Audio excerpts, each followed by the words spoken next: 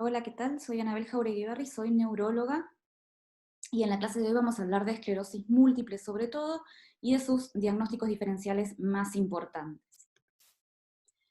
La esclerosis múltiple es una enfermedad desmielinizante. Las enfermedades desmielinizantes son aquellas que afectan la mielina por distintas causas. En nuestro caso va a ser por un mecanismo inflamatorio autoinmune que produce la destrucción de la mielina con los síntomas y signos neurológicos secundarios a esto.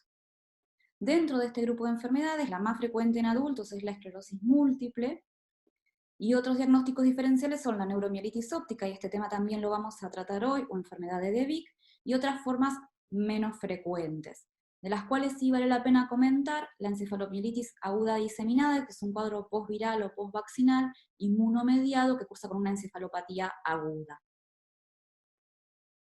Ahora vamos a hablar de esclerosis múltiple específicamente. La esclerosis múltiple dentro de las enfermedades desmielinizantes es la más frecuente, tiene una prevalencia en Argentina que se calcula en unos 20 en 100.000 casos. Es mayor esta prevalencia entre los 10 y los 50 años y máxima entre los 20 y los 40 años. Es decir, es una enfermedad de gente joven y sobre todo de mujeres con una proporción con respecto a los varones de 2:1. ¿Cuáles son los síntomas de esta enfermedad?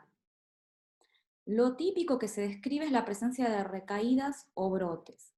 Las recaídas son disfunciones neurológicas objetivas, es decir, un cuadro que objetivamos en el examen físico del paciente, o síntomas informados por los pacientes que son característicos de enfermedades melinizantes. Y para que hablemos de una recaída, tienen que durar al menos 24 horas y no tiene que haber otros factores que lo puedan desencadenar, como por ejemplo fiebre, una infección o alteraciones metabólicas que justifiquen este cuadro. Ahora bien, ¿cuáles son los síntomas típicos de enfermedades mielinizantes? Si bien puede dar cuadros clínicos muy variados, lo más frecuentes son estos que vemos acá.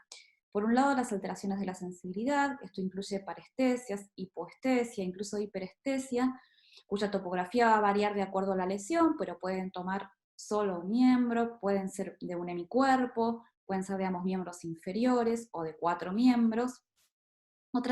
Otro síntoma muy frecuente es el déficit motor, ya sea en forma de monoparesias, hemiparesias, y en el caso de las mielitis, que son algo bastante típico de esta enfermedad, en forma de paraparesia, que muchas veces se va a acompañar de trastornos sensitivos que van a compartir el territorio con la paraparesia e incluso de disfunción esfinteriana. También podemos ver síntomas producidos por la disfunción de tronco, como la diplopía, ataxia, trastornos fonodeglutorios, alteraciones visuales, y esto sí es bastante típico en la enfermedad, los cuadros de neuritis óptica. La neuritis óptica es un déficit visual de subagudo, donde lo que está afectado es el nervio óptico, y se produce una disminución de la agudeza visual, también con alteración de la visión en colores, que evoluciona en días, que no suele llegar a la amaurosis y que se suele acompañar de dolor a la movilización del globo ocular. Otro grupo de síntomas que son frecuentes son los síntomas cerebelosos. Lo típico de estos cuadros es que evolucionen en días hasta llegar a su máximo y después, incluso aunque uno no los trate, van mejorando de a poco para resolver con o sin secuela. Más adelante vamos a hablar de cuál es el tratamiento de un brote de esclerosis múltiple. Si bien, como decía antes, lo típico en esta enfermedad son las recaídas, los pacientes con esclerosis múltiple, fuera del momento que tienen una recaída, pueden tener otros síntomas. Dentro de esto se sabe cada vez más que el deterioro cognitivo es un síntoma frecuente, que puede aparecer hasta en el 65% de los casos de los pacientes, algunos estudios dicen que más, que puede aparecer incluso previo a que aparezcan recaídas de la enfermedad y en cualquier momento de la enfermedad, independientemente del grado de discapacidad que tenga un paciente. Dentro del cuadro cognitivo, lo que predomina, sobre todo en las etapas iniciales, es una dificultad o una mayor lentitud para resolver problemas o situaciones complejos, y también pueden aparecer trastornos en la memoria reciente o fallos atencionales. Otra cosa muy común es la fatiga definida como cansancio, ya sea mental o físico. Es un síntoma que afecta a los pacientes, que muchas veces es discapacitante y va a requerir tratamiento farmacológico. Muchas veces los pacientes la refieren como niebla mental a la fatiga mental, y la fatiga física puede interferir en la actividad laboral o en la actividad social de los pacientes. Otro grupo de síntomas son los síntomas paroxísticos. Estos son síntomas que aparecen, como su nombre lo indica, de repente, que son breves, que no están relacionados con recaídas, y pueden ir desde espasmos tónicos, que son contracciones en flexión en general de miembros superiores o miembros inferiores, dolorosas de segundos o minutos de duración, ataxia episódica, neuralgia del trigémino o diplopía, todos de menos de 24 horas de duración, por lo menos de minutos de duración, aunque en un mismo día pueden recurrir. El dolor también es un síntoma frecuente en los pacientes con esclerosis múltiple. En diferentes estudios se ven, y depende de cómo se esté evaluando el dolor, la prevalencia varía, pero sí sabemos que es frecuente, que hasta un 60-80% de los pacientes pueden tener dolor, y esto incluye el dolor neuropático, pero también incluye otras formas de dolor, como cefaleas, dolor asociados a los tratamientos, o incluso dolores no nociceptivos, por ejemplo las lumbalgias, que son muy frecuentes en este grupo de pacientes. También pueden aparecer alteraciones sexuales y esfinterianas, sobre todo en pacientes que tienen antecedentes de mielitis o de lesiones medulares. Esto es un síntoma que tenemos que ir a preguntar cuando vemos a los pacientes, porque muchas veces a los pacientes les cuesta contarlos espontáneamente o no lo atribuyen a la enfermedad. Y por último, no hay que olvidarse de que estos pacientes tienen trastornos afectivos y que hay mayor prevalencia de depresión en este grupo de pacientes. No está claro si esto es secundario a la enfermedad en sí, o sea, causado por la esclerosis múltiple, si es un efecto adverso de la medicación en algunos casos, o si simplemente es una depresión reactiva a la situación que vive el paciente joven con una enfermedad crónica. Bien, ¿es igual la enfermedad en todos los pacientes? ¿Todos los pacientes con esclerosis múltiple tienen el mismo cuadro con brotes? No. La esclerosis múltiple tiene distintas formas de evolución. La más frecuente es la remitente recidivante, pero existen formas progresivas que pueden tener o no recaídas, que vamos a ver ahora. La forma remitente recidivante abarca el 80% de las formas y es la más común. Es la que se suele ver en menores de 40 años y cursa con brotes alternados con periodos de remisión de la enfermedad. Y el paciente se puede recuperar completamente de un brote y volver a su estado basal, ¿sí? Como vemos acá, o puede recuperarse parcialmente y quedar con una discapacidad secular. En estos casos, a veces, los pacientes pueden ir sumando discapacidad por secuelas de distintas recaídas. Y es una de las formas en las que aparece la discapacidad en los pacientes con esclerosis múltiple. El otro extremo son las formas primarias progresivas. Estas son menos frecuentes, corresponden entre un 6, 10, 15% de los casos, y son cuadros crónicos, cuyo diagnóstico es más difícil, que se caracterizan por la progresión sintomática desde el inicio. Por lo general, progresión de trastorno de la marcha o de ataxia como síntoma predominante. Pueden tener periodos de estabilización, no suelen tener recaídas, aunque hay formas progresivas con actividad, y suelen ser de inicio más tardío, después de los 40 años, y con menos preferencia por el sexo femenino. Las formas secundarias progresivas, que son las otras formas de progresión, son las que aparecen después de una enfermedad con recaídas y remisiones. ¿Sí? Hay pacientes que inician con una forma con recaídas y remisiones y que en algún momento dejan de tener recaídas y comienzan con progresión de los síntomas de su enfermedad. Para que digamos que una forma de esclerosis múltiple es una forma secundaria progresiva, la progresión la tenemos que ver sin recaídas durante al menos 2 años. Y por último hay formas progresivas recurrentes. Estas son formas progresivas, muchas veces desde el inicio, pero que tienen recaídas superpuestas. Y si bien tienen menos actividad inflamatoria, o sea, menos recaídas que los pacientes con recaídas y remisiones, sí las pueden tener. Entonces, en resumen, tenemos estas 4 formas, la más frecuente, la recurrente remitente, o con brotes y remisiones, o remitente recidivante, pero después también debemos saber que hay formas progresivas de la enfermedad, como ya sea primarias progresivas o secundariamente progresivas, y que estas formas progresivas pueden o no tener recaídas. Bien, ¿cómo se diagnostica la esclerosis múltiple? La esclerosis múltiple no es una enfermedad de fácil diagnóstico. Muchas veces, aunque con los métodos complementarios más nuevos y más modernos, y sobre todo con el uso de la resonancia y con un buen equipo de resonancia el diagnóstico se facilita bastante y se puede hacer bastante más tempranamente que lo que sucedía hace años. El diagnóstico entonces se va a basar en el examen neurológico y la anamnesis del paciente, en la resonancia de cerebro y en el estudio del líquido cefalorraquídeo. Y hay otros estudios que pueden ser de ayuda, como la realización de potenciales evocados, sobre todo los visuales, y los análisis de sangre, y estos últimos fundamentalmente para descartar otros diagnósticos. Dentro del examen neurológico, lo que vamos a buscar es demostrar, ¿sí?, que hay diseminación en espacio, que es una característica de esta enfermedad, o sea que hay signos neurológicos multifocales, por ejemplo, podemos ver que un paciente tiene ataxia y también tiene paraparesia, o que tiene un déficit de par, por ejemplo, un déficit de tercer par, una oftalmoplejía internuclear, junto con una paresia crural, y que además hay diseminación en tiempo. Esto es que en el seguimiento de estos pacientes hallamos déficits nuevos en el examen físico. Más adelante vamos a ver que en estos conceptos de diseminación en espacio y en tiempo es en los que se basa el diagnóstico de la enfermedad. Más allá del examen neurológico habitual que hacemos a los pacientes, hay algunas evaluaciones especiales que son distintas escalas que fueron diseñadas específicamente para evaluar pacientes con esclerosis múltiple. Una de estas escalas, y tal vez la que está más difundida y la que se usa mucho en los estudios de investigación de fármacos, sobre todo, es el EDSS. El EDSS es una escala de discapacidad que se basa fundamentalmente en el examen físico, que tienen poco en cuenta cosas como el déficit cognitivo, que ya vimos que era frecuente, y esa es una de las grandes críticas que se le hace, y que además, para los EDSS altos, ¿sí?, de 6 para arriba es lo que le decimos altos, está muy pegada a la marcha, y prácticamente depende exclusivamente de si el paciente puede caminar solo, con un apoyo, con dos, o no puede caminar. Y esto hace que esta escala, si bien para investigación se use mucho, para el seguimiento de los pacientes sea bastante criticada porque no refleja muchas veces el estado real del paciente.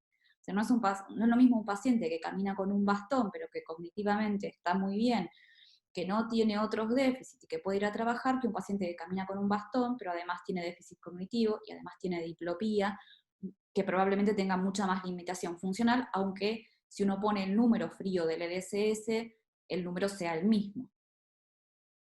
Hay otras escalas más nuevas que también se usan en investigación, como el composite. El composite tiene 3 patas fundamentalmente: una prueba de marcha cronometrada, una prueba de motricidad fina de miembros superiores, que es el 9-hole peg test, y una prueba cognitiva, que es el PASAT. Y entonces el tipo de evaluación que hace del paciente es un poco más amplia que solo un EDSS, y muchas veces estas pruebas se usan combinadas.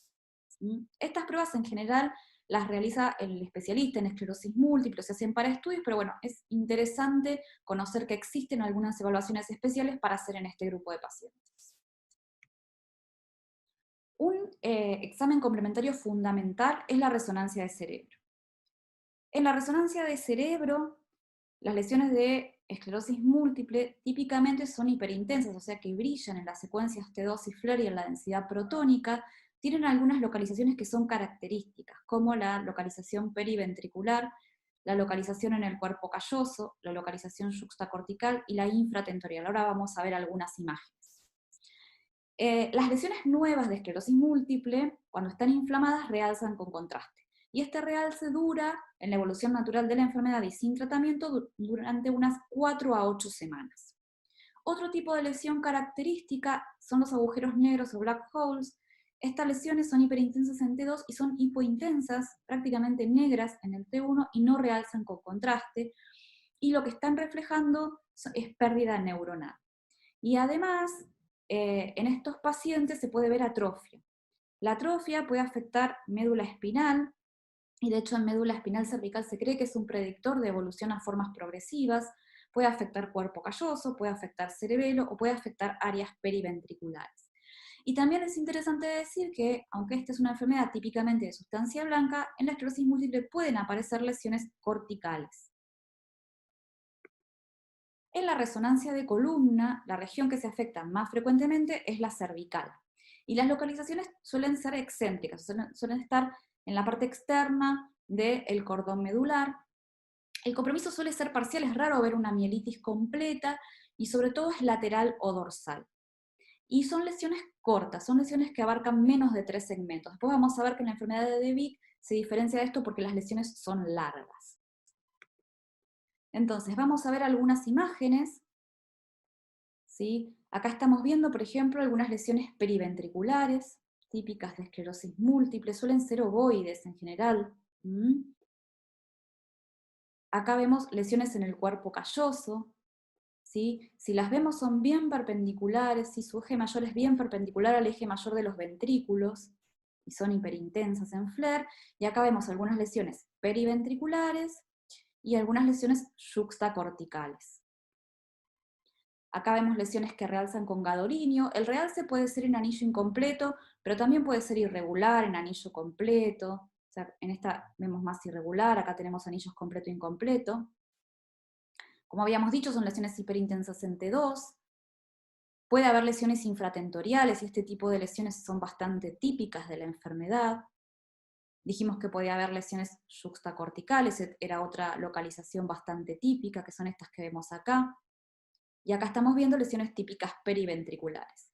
Y en cuanto a las lesiones medulares, como vemos son muy pequeñas, parciales, ¿sí? No afectan todo el diámetro del cordón medular, y son pequeñas, toman 1 o 2 segmentos, a lo sumo 3 segmentos de la médula espinal. El otro examen que dijimos que era fundamental en el diagnóstico es el examen de líquido cefalorraquídeo. El examen físico-químico no suele aportar mayores datos, suele ser normal. Puede haber una pleocitosis mononuclear leve en algunos pacientes o proteinorraquia, pero el dato más importante es la presencia de bandas oligoclonales. Las bandas oligoclonales se deben detectar por isoelectroenfoque con inmunofijación, se ven en la mayoría de los pacientes con esclerosis múltiple, y lo que están reflejando es la presencia de inflamación intratecal sin inflamación sistémica. Y las bandas que decimos que son positivas son las tipo 2, que esto es la presencia de 2 o más bandas de IgG en el líquido, con ausencia de bandas en suero. ¿Puede haber falsos positivos? Sí, puede haber en algunas enfermedades como el Guillain-Barré, sífilis, lupus, HIV, vasculitis, pero bueno, en estos casos va a ser la clínica la que nos va a ayudar con el diagnóstico diferencial. Es importante entonces que cuando punzamos a un paciente buscando bandas, lo hagamos orientados con una sospecha ya clínica y por resonancia de que se trata de una esclerosis múltiple. Dentro de los potenciales evocados, si bien cada vez se usan menos y ya prácticamente no se los tiene en cuenta en los criterios diagnósticos de la enfermedad, sí suelen ser útiles los potenciales evocados visuales. Son patológicos en gran parte de los casos de esclerosis múltiple, en pacientes que ya tienen el diagnóstico. Es importante que se hagan con técnica de damero, con patrones alternantes para que su sensibilidad y especificidad sea buena, y lo que vemos es un retardo en la conducción, que se evidencia en la onda P100, con una buena configuración de la onda, porque esto está reflejando desmielinización, una conducción más lenta en el 90% de los pacientes. ¿Para qué nos ayudan los potenciales? Bueno, cuando nos queda la duda si un paciente tuvo una neuritis óptica, muchas veces podemos objetivar el daño del nervio, que es más difícil de ver en resonancia, por medio de este método diagnóstico. Bien, creo que mencioné en algún momento que habría criterios diagnósticos para esta enfermedad. Si bien son criterios que se desarrollaron para la investigación, actualmente se usan para establecer el diagnóstico también. Y su última modificación fue en el 2017, hace no tanto. Se van modificando de acuerdo a la aparición de nuevos métodos diagnósticos y más datos sobre la evolución de la enfermedad, con el objetivo de que el diagnóstico sea lo más temprano posible, porque sabemos que cuanto antes un paciente se diagnostica y empieza tratamiento, mejor va a ser su pronóstico y menos discapacidad va a tener a largo plazo. ¿En qué se basan los criterios de McDonald's? No los vamos a ver en forma completa porque ya son resorte del especialista y no tiene sentido que los veamos, pero sí que entendamos cómo se diagnostica la enfermedad. Los criterios de McDonald's se basan en demostrar por medio de clínica, resonancia y líquido cefalorraquídeo la presencia de diseminación en espacio y en tiempo. La diseminación en espacio quiere decir que la enfermedad va a afectar más de una topografía del sistema nervioso central, ¿sí? Que podrá ser distintas áreas del cerebro, tronco, cerebelo o médula. Y además va a estar diseminada en el tiempo, es decir, el paciente va a tener más de un brote en la historia de su enfermedad. Ahora vamos a ver que hay otras formas que no son esperar el segundo brote para demostrar diseminación en tiempo. Entonces, ¿Cómo demostramos la diseminación en tiempo? Pensemos sobre todo en los pacientes que vemos muchas veces que han tenido solo un brote típico de la enfermedad y que vemos en la consulta. Una forma es que en la resonancia haya lesiones asintomáticas que realcen con gadolinio y que no realcen con gadolinio. ¿Esto por qué? Porque sabemos que la lesión que realza con gadolinio, el realce con gadolinio dura entre 1 y 2 meses, con lo cual esa es una lesión nueva. Estamos seguros de que es una lesión nueva que está inflamada. Otra forma de establecer diseminación en tiempo es la presencia de lesiones nuevas en T2, en una resonancia ya de seguimiento. Lo anterior lo podíamos ver en la primera resonancia del paciente, esto va a ser una resonancia de seguimiento, independientemente en el momento que sea con respecto a la basal. O sea, es lo mismo si yo la resonancia de seguimiento la hago al mes o a los 6 meses. Otra forma de establecer diseminación en tiempo es esperar que aparezca un segundo brote. El problema de esto es que voy a tener muchísima certeza de que se trata de una esclerosis múltiple, pero voy a tener un diagnóstico más retardado. Y por último, y esto se agregó en la última modificación de los criterios diagnósticos, la presencia de bandas oligocronales en el líquido en un paciente que tuvo una recaída también demuestra diseminación en tiempo. ¿Cómo demuestro la diseminación en espacio? Bueno, la forma más sencilla es que el paciente haya tenido más de una recaída con distintas topografías, por ejemplo, una neuritis óptica y una hemiparesia. Pero si esto no sucede, la resonancia sí nos puede ayudar a demostrar diseminación en espacio.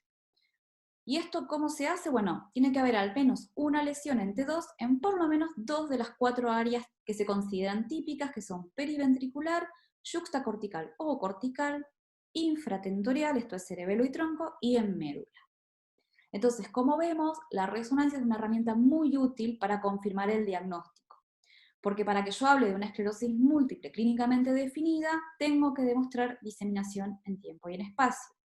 O sea que el paciente tiene que tener, bueno, una resonancia característica y 2 recaídas, o una recaída y alguna de las características que veíamos de resonancia o de líquido cefalorraquídeo para poder completar el diagnóstico. ¿Cuáles son los diagnósticos diferenciales de la enfermedad? Muchísimos, ¿sí? Que van desde otras enfermedades inflamatorias como el lupus, las vasculitis, enfermedades infecciosas como el HIV, enfermedades granulomatosas como el Wegener y la sarcoidosis. Algunas veces los tumores, sobre todo hay formas de esclerosis múltiple cuyas lesiones cuando están muy inflamadas pueden simular un tumor, que también puede ser un diagnóstico diferencial. Algunas enfermedades degenerativas, y otras patologías desmielinizantes, sobre todo la neuromielitis óptica, va a ser el principal diagnóstico diferencial. Muy bien. Entonces, supongamos que tenemos un paciente que ya tuvo 1 o 2 recaídas y que cumple estos criterios que mencionábamos de resonancia, de diseminación en tiempo y en espacio, y decimos entonces que estamos frente a un paciente que tiene esclerosis múltiple. ¿Cómo se trata la enfermedad? Básicamente, vamos a hablar del tratamiento específico de la enfermedad, no nos vamos a detener porque es un tema bastante largo y bastante complejo en el tratamiento de otros síntomas que habíamos visto que tenían estos pacientes, pero sí vamos a ver cómo se tratan las recaídas y cuáles son los tratamientos de base que hay para esta enfermedad. Para las recaídas, la indicación es usar corticoides en dosis alta para aquellas recaídas que sean lo suficientemente graves como para interferir en la funcionalidad del paciente o para modificar su calidad de vida. Es decir, no toda recaída se trata. Muchas veces una recaída que es sensitiva, por ejemplo, parestesias en miembro superior derecho, no la vamos a tratar. ¿Por qué no? Porque sabemos que esto no va a modificar la enfermedad de la evolución a largo plazo. Y sí vamos a tratar las recaídas que comprometen la funcionalidad del paciente para acortar el tiempo de duración de estas recaídas. El esquema que más se utiliza, si bien no hay demasiados estudios al respecto, pero es usar metilprednisolona endovenosa 1 gramo día por 3 a 5 días. Esto se puede hacer con o sin corticoide oral después. Por lo general se hace corticoide oral en dosis decrecientes. En general se inicia con 60 miligramos día o 1 miligramo kilo día y se van bajando en 2 a 3 semanas. No está indicada la corticoterapia prolongada en estos pacientes, porque eso no genera ningún beneficio y sí genera los riesgos de complicaciones asociadas al uso prolongado de corticoides. Fuera de esto, existen tratamientos que modifican el curso de la enfermedad. El objetivo de estos tratamientos es hacer que los pacientes estén, como cosa ideal, libres de recaídas ¿sí? Lograr que no tengan nuevas lesiones en resonancia magnética y lograr que no tengan discapacidad. Hay muchos tratamientos para esclerosis múltiple, estos son los que están disponibles en este momento en el país. Tenemos las distintas formas de los interferones, interferón beta 1A, ya sea subcutáneo o intramuscular, el interferón beta 1B, acetato de glatiramer, teriflunomida. La teriflunomida es bioral, el dimetilfumarato también es una medicación bioral, los interferones y el acetato son inyectables, fingolimod es una medicación bioral, cladribine, ocrelizumab, natalizumab y alemtuzumab. Los últimos tres son anticuerpos monoclonales. No es importante que en este momento sepan las dosis y cómo se indica y cómo se aplica cada uno, pero sí tener una idea de cuáles formas se tratan con qué cosa. Entonces, para esclerosis múltiple con recaídas y remisiones, vamos a usar cualquiera de estos fármacos, ¿sí? Dependiendo del grado de actividad de la enfermedad.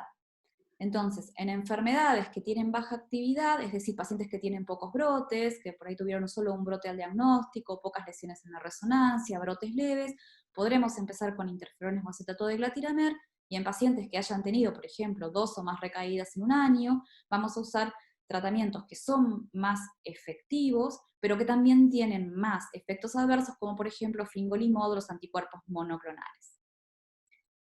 Para las formas primarias progresivas, el único tratamiento que está autorizado para su uso es ocrelizumab. Y el ocrelizumab lo que hace es enlentecer la progresión de la discapacidad de estos pacientes. Y acá ya no vamos a frenar recaídas ni nuevas lesiones, sino lo que vamos a intentar es enlentecer la progresión de la discapacidad. En este momento, para las formas secundarias progresivas sin actividad, no hay tratamiento disponible, y para las formas secundarias progresivas con actividad, sí lo hay, y se indican sobre todo interferones o acetato de glatiramer, aunque algunos autores dicen que las otras medicaciones que se usan para formas con recaídas, para la forma con recaídas y remisiones, también podrían ser útiles en formas secundarias progresivas con actividad. Muy bien. Hasta acá lo que tiene que ver con esclerosis múltiple, si entonces recordamos es la enfermedad desmielinizante más común, típicamente cursa con recaídas, que son síntomas neurológicos típicos, como por ejemplo neuritis óptica o mielitis, que duran al menos 24 horas, que después con o sin tratamiento van a ir mejorando, y el paciente después va a tener una meseta sin síntomas, que el diagnóstico se basa no solo en la clínica, fundamentalmente en la clínica, pero también en la resonancia y en el examen de líquido cefalorraquídeo, que nos van a permitir determinar la presencia de diseminación en tiempo y en espacio, y que la enfermedad tiene un tratamiento modificador del curso que lo que busca es disminuir la tasa de recaídas, o directamente que el paciente esté libre de recaídas, evitar que el paciente llegue a tener discapacidad y evitar que tenga nuevas lesiones en resonancia magnética. Habíamos mencionado que el diagnóstico más importante es la neuromielitis óptica. La neuromielitis óptica es una enfermedad desmielinizante autoinmune. Es una enfermedad que está mediada por anticuerpos, en realidad se habla a veces de que es una astrocitopatía, y en nuestro medio es uno de los principales diagnósticos diferenciales. Se caracteriza por ataques severos de neuritis óptica y de mielitis transversa aguda, que habitualmente dejan discapacidad residual. O sea, las recaídas de una neuromielitis óptica son mucho más severas por lo general que las de una esclerosis múltiple. Esta es una de las primeras diferencias que podemos establecer. ¿Cuándo sospecho que se trata de una neuromielitis óptica y no de una esclerosis múltiple? Bueno, cuando el paciente que hace una mielitis presenta una mielopatía que está asociada con lesiones extensas en la médula, que por lo general atacan más de 3 segmentos medulares. También sospecho neuromielitis óptica cuando la neuritis óptica es bilateral y es severa. Habíamos dicho que en la esclerosis múltiple era raro que llegaran a la ceguera los pacientes, a la maurosis, y que además solían ser unilaterales. Acá muchas veces las neuritis son bilaterales simultáneas, o se afecta a un ojo y a los días se afecta a otro, y son severas, y los pacientes llegan a la maurosis y muchas veces no se recuperan completamente. Y otra cosa bastante típica, aunque no es la forma más frecuente de recaídas, es la presencia de hipo o náuseas o vómitos intratables y sin otra causa aparente, que pueden durar más de 2 días y se asocian a lesiones periacueductales en la resonancia, que esto tiene que ver con la distribución de los canales que son el blanco del ataque autoinmune en esta enfermedad, ¿sí? Que son los canales acuaporina 4, que, entre otros lugares, están en la región periacueductal. ¿Cómo hacemos el diagnóstico? Bueno, con el cuadro clínico, siempre empezamos por el cuadro clínico, esto es la presencia de estos síntomas que había mencionado, ¿no? Neuritis ópticas severas, mielitis severas, y la presencia de hiponáuseas intratables. En general, la resonancia magnética del cerebro en estos pacientes es normal, o puede haber lesiones hipotalámicas, pero muy pocas lesiones de sustancia blanca subcortical que no cumplen los criterios de esclerosis múltiple que habíamos visto, ¿no? No son las lesiones características que veíamos en las resonancias de esclerosis múltiple. En la resonancia de órbita puede aparecer realce del nervio óptico con contraste. Este realce se puede extender hasta el quiasma, o sea, son lesiones mucho más extensas que las lesiones que se ven en esclerosis múltiple. Y en la resonancia de columna lo que decíamos, ¿no? La aparición de lesiones extensas que comprometen más de 3 segmentos medulares en T2. Cuando está disponible, para esta enfermedad existen algunos marcadores biológicos, sobre todo los anticuerpos anti-NMO y anti-MOG.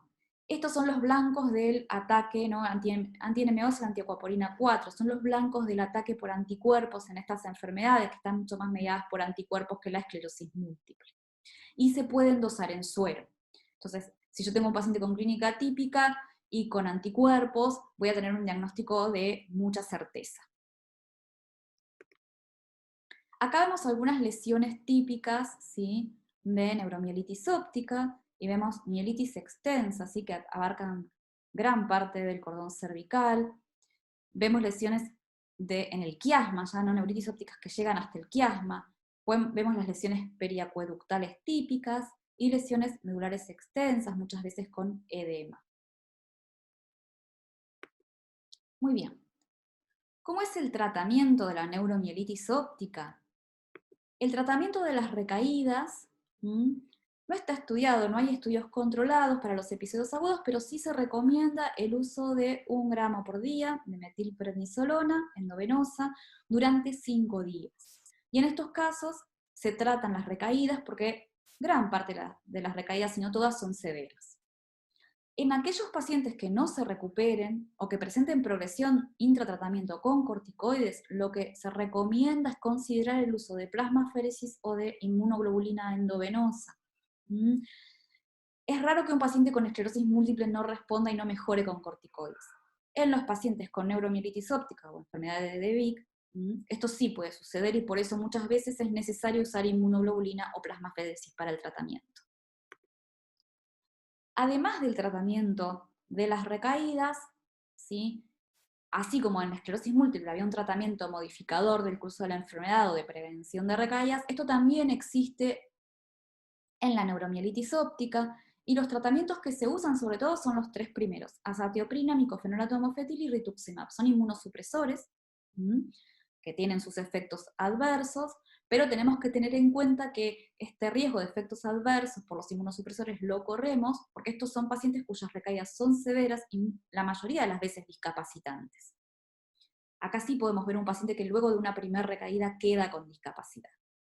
Los otros 3 tratamientos, mitoxantrona, ciclofosfamida y metotrexato, se van a usar cuando los pacientes no hayan respondido a ninguno de estos 3 primeros.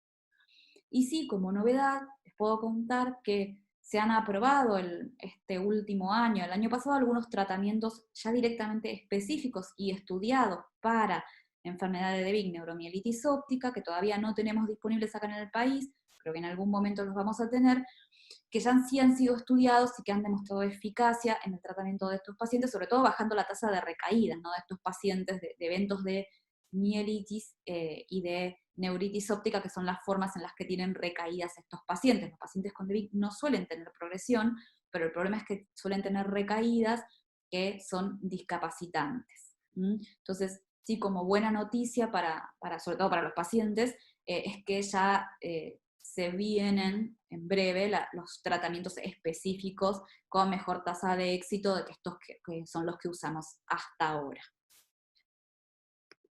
Bueno, yo creo que con esto tenemos un pantallazo de cuáles son las causas más importantes de enfermedades desmielinizantes, que son esclerosis múltiple y enfermedades de Vick, como para saber de qué se trata cada una de estas enfermedades, cuáles son los síntomas, cómo se diagnostican y cuáles son los tratamientos más utilizados. Así que bueno, les agradezco mucho la atención y haber escuchado la clase, y espero que nos veamos en alguna otra clase también.